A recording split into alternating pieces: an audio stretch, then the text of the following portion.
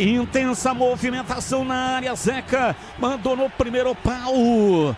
Era uma jogada ensaiada, não aconteceu. E vem de longe a batida. Entrou, bateu Ian Lucas, entrou, é gol! Gol! Gol!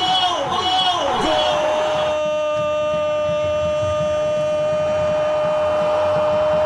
Gol do Atlético!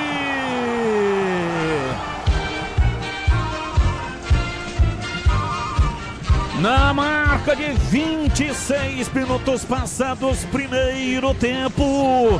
Uma jogada estranha demais. Depois da cobrança de escanteio, a bola foi levantada na área. A bola desviada, tirada lá dentro da área. De cabeça, Potker ficou caído. Ela voltou e a pancada veio lá de trás. E aí a bola sobrou com o Ian Lucas. Ele dominou e fuzilou. A Ponte reclama dizendo que houve uma falta na origem da jogada. Lembrando que o Diogo Silva fez a defesa na pancada que veio lá de trás do Diogo, lateral direito. Bateu forte de perna direita a defesa do Diogo Silva. E o Ian Lucas marca.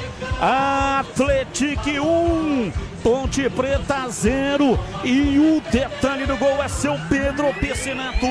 Toda a defesa da Ponte Preta, Diogo Silva, David Braz, Lucas Cunha. Assim que o Ian Lucas marca o gol, vão correndo para cima do árbitro Fernando Antônio Mendes Filho, reclamando, dizendo que o Potker justamente estava ali caído dentro da área. Neste momento o árbitro escuta o VAR que nesta partida é de Patrício Wallace Correia Maia do Rio de Janeiro. Jogadores da Ponte Preta ali cobrando o árbitro, pedindo que ele assinalasse a falta porque o Potker estava no chão, mas fato é que o Ian Lucas abriu o placar na Arena Sicredi. Gol validado.